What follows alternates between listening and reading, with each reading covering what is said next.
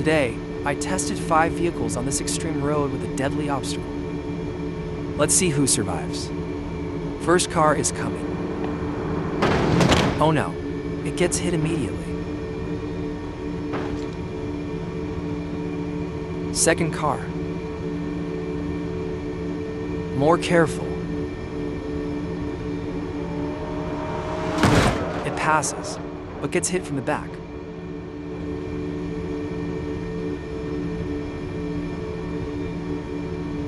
Third car. Going fast. And boom, direct hit.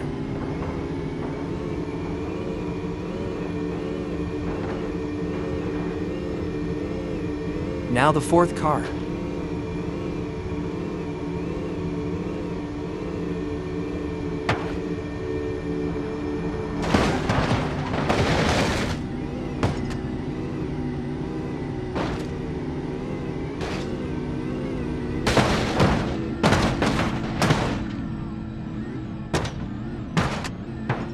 Smooth, controlled.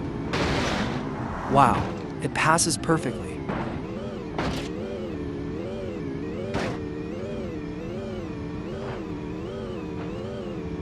Finally, the truck.